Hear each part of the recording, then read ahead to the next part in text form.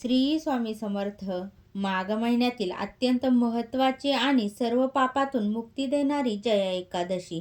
असं म्हटलं जातं की या एकादशीचं व्रत केल्याने माणसाला पिशाच्य योनीतून मुक्ती मिळते आणि मृत्यूनंतर वैकुंठ प्राप्त होतं.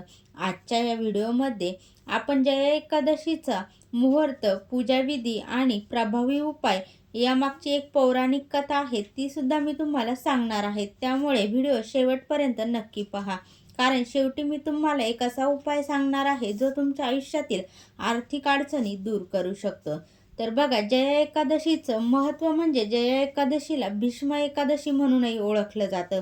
भगवान विष्णूंनी स्वतः युधिष्ठिराला या एकादशीचं महत्त्व सांगितलं आहे. जो व्यक्ती विधिवत हे व्रत करतो त्याला अश्वमेध यज्ञासारखं पुण्य मिळतं. नकळत झालेल्या चुकांमुळे आणि पापांमुळे जर तुमच्या कामात अडथळे येत असतील तर जया एकादशीचं व्रत हे अडथळे दूर करण्यास मदत करतं. तर बघा, हिंदू पंचांगानुसार यावर्षी 2026 मध्ये एकादशी तिथी ही 2 दिवसामध्ये विभागली गेली आहेत. परंतु उदय तिथीनुसार आपल्याला ही एकादशी 29 जानेवारी रोजी आपल्याला हे व्रत करायचं आहे. तर एकादशी तिथी ही 28 जानेवारी 2026 ला संध्याकाळी 4:35 पासून चालू होणार आहेत आणि ती एकादशीची समाप्ती ही 29 जानेवारी 2026 ला दुपारी 1:55 ला समाप्त होणार आहेत. पण आपल्याला उपवास हा 30 जानेवारी 2026 म्हणजे शुक्रवारी सकाळी सोडायचा आहे. तर जया एकादशीची एक पौराणिक कथा देखील आहे. तर बघा, प्राचीन काळी स्वर्गलोकात देवराजा इंद्राचे राज्य होतं.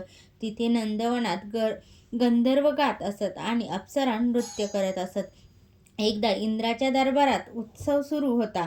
तिथे माल्यवान नावाचा एक अतिशय देखणा गंधर्व गात होता आणि पुष्पवती नावाची सुंदर अप्सरा नृत्य करत होती.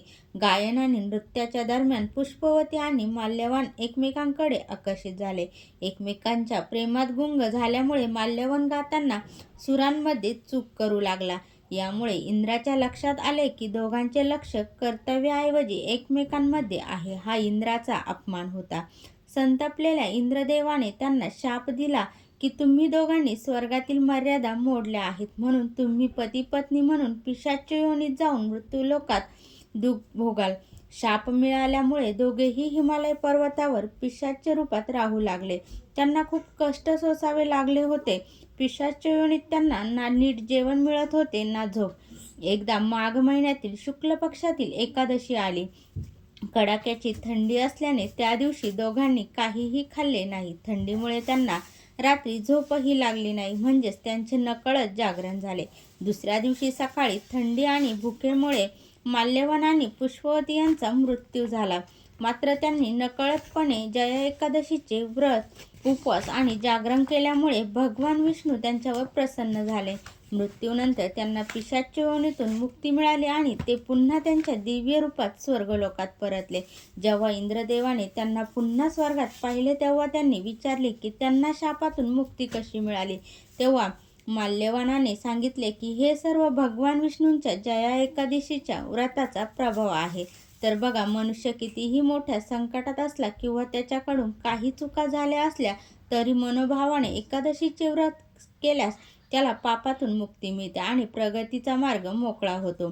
या दिवशी सकाळी लवकर उठून विष्णूंची पूजा करावी.